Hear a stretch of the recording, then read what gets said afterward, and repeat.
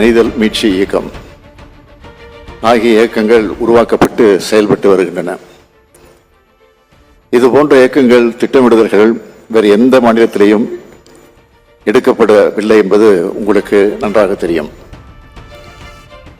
இந்த இயக்கங்களுக்கு கொள்கை வழிகாட்டவும் ஆலோசனைகள் வழங்கவும் காலநிலை மாற்றத்திற்கான நிர்வாகக் குழுவை தமிழ்நாடு அரசு உருவாக்கி பொருளியல் அறிஞர் திரு மாண்டேக் சிங் அல்வாலியா, சுற்றுச்சூழல் ஆர்வலர் திரு எரிக் சொல்ஹேம், உலக சுகாதார நிறுவனத்தினுடைய முன்னாள் தலைமை அறிவியலாளர் மருத்துவர் சௌமியா சாமிநாதன், நீடித்த கடலோர மேலாண்மைக்கான தேசிய மையத்தினுடைய நிறுவனர் இயக்குனர் பேராசிரியர் ரமேஷ் ராமச்சந்திரன், அண்ணா பல்கலைக்கழகத்தினுடைய காலநிலை மாற்றம் மற்றும் பேரிடர் மேலாண்மை மையத்தினுடைய முன்னாள் இயக்குனர் முனைவர் ராமச்சந்திரன், பூவுலகின் நண்பர்கள் ஒருங்கிணைப்பாளர் திரு சுந்தரராஜன், ராம்கோ சமூக சேவைகள் அமைப்பினுடைய தலைவர் திருமிகு நிர்மலா ராஜா ஆகியோரை உறுப்பினராக நியமிச்சிருக்கிறோம். காலநிலை மாற்றம் குறித்த தமிழ்நாடு அரசினுடைய மாநில செயல் திட்டத்துக்கு ஒப்புதல் அளிப்பதுதான் இந்த குழுவுடைய கடமை. மாநில மற்றும் மாவட்ட காலநிலை மாற்ற இயக்கங்களுக்கு தேவையான வழிகாட்டுதல்களை வழங்குவதும் அரசின் அனைத்து பணிகளும் தமிழ்நாடு காலநிலை மாற்ற இயக்கத்தின் குறிக்கோளோடு இணைந்து அமைவதை உறுதி செய்வதுடன் இந்த குழுவுடைய கடமை. என்னுடைய தலைமையிலான இந்த குழுதான் இந்தியாவிலேயே காலநிலை மாற்றத்துக்காக அமைக்கப்பட்ட முதல் நிர்வாக குழு.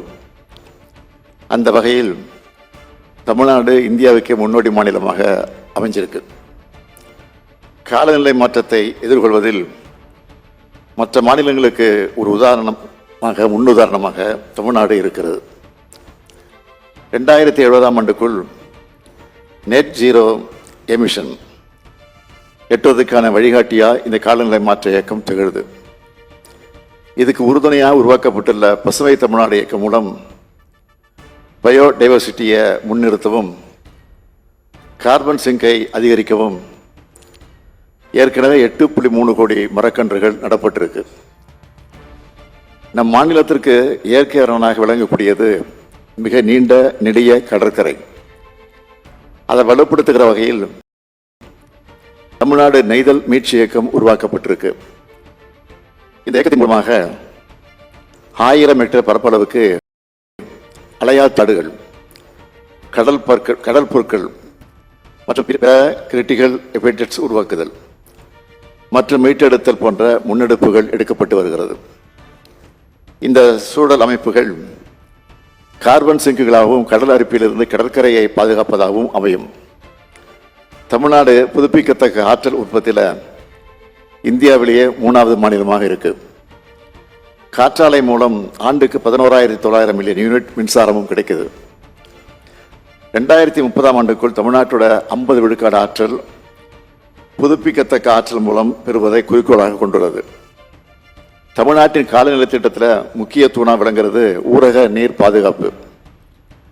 2024-2025ஆம் ஆண்டில் ஊரக வளர்ச்சி மற்றும் ஊராட்சித்துறை மூலம் 500 கோடி ரூபாய் முதலீட்டில் 5000 சிறிய நீர்ப்பாசன குளங்கள் அமைக்கப்படவிருக்கிறது. மகாத்மா காந்தி தேசிய ஊரக வேலைவாய்ப்பு உத்தரவாத திட்டத்தின் மூலம் தமிழ்நாட்டில் 2,39,701 இயற்கை வள மேலாண்மை பணிகள் மேற்கொள்ளப்பட்டுள்ளன. கடந்த 2021ஆம் ஆண்டு முதல் மேற்கொள்ளப்பட்ட பரப்புரைகள் மூலம் 100 நாள் நீர் சேகரிப்பு இயக்கமானது நீர் பற்றாக்குறையையும் தீர்ப்பதற்காகவும் வேளாண் உற்பத்தி அதிகரிக்கவும் 1.3 லட்சம் நீர் சேகரிப்பு அமைப்புகள் உருவாகியிருக்கின்றது.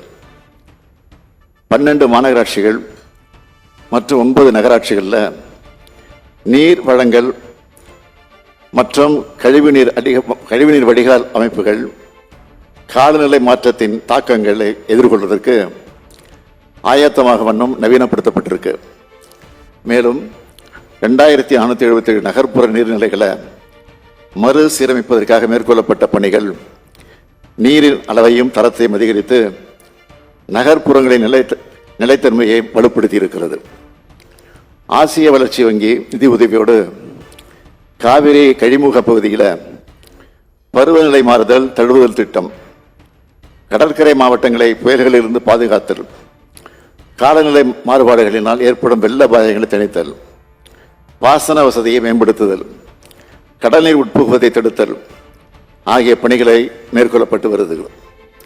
இந்த திட்டத்தின் முதல் பகுதியாக அடப்பாறு, ஹரிச்சந்திரா நதி, வெள்ளையாறு, பாண்டவையாறு, வலவனாறு, வேதாரண்ய கால்வாய் ஆகிய 6 ஆறுகள் மற்றும் 13 நீரேற்று நிலையங்களில் பணிகள் நிறைவேற்றப்பட்டுள்ளது.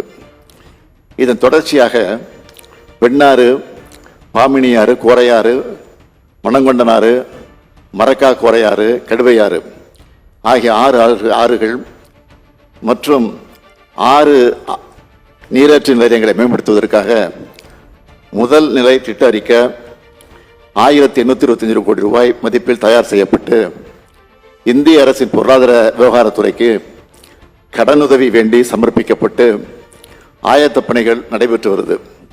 இது எல்லாமே இயற்கையை பாதுகாக்கிறதுல நம் மாநிலம் முன்னிலையில் இருக்கிறத எடுத்துக்காட்டுது.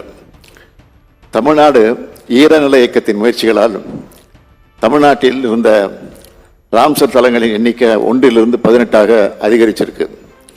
இதன் மூலம் முக்கியத்துவம் வாய்ந்த சூழல் அமைப்புகளை பாதுகாக்கிறதுல நம்மோட அரசுக்குள்ள உறுதிப்பாட்டை நீங்கள் அறியலாம்.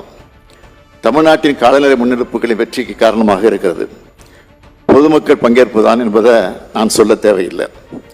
மீண்டும் மஞ்சப்பை போன்ற பரப்புரைகள் துணி பைகளின் பயன்பாட்டை அதிகரிச்சிருக்கு. ஒரு முறை மட்டுமே பயன்படுத்தக்கூடிய நெகிழி பொருட்களின் பயன்பாட்டை கணிசமாக குறைச்சிருக்கு. முன்பு இருந்ததை விட இப்போ சுற்றுச்சூழல் குறித்த விழிப்புணர்வு மக்களிடையே, குறிப்பாக இளைஞர்களிடையே அதிகமாக இருக்கிறது. இந்த விழிப்புணர்வை பயன்படுத்தி திட்டங்களை தீட்டி வருகிறோம்.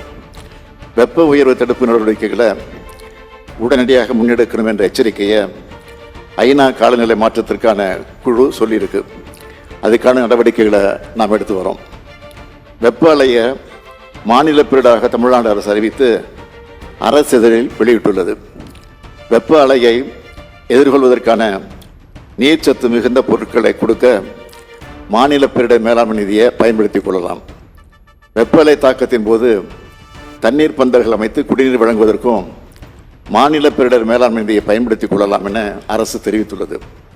கடந்த ஏப்ரல் மே மாதங்களில் கடுமையான வெயில் வாட்டுச்சு.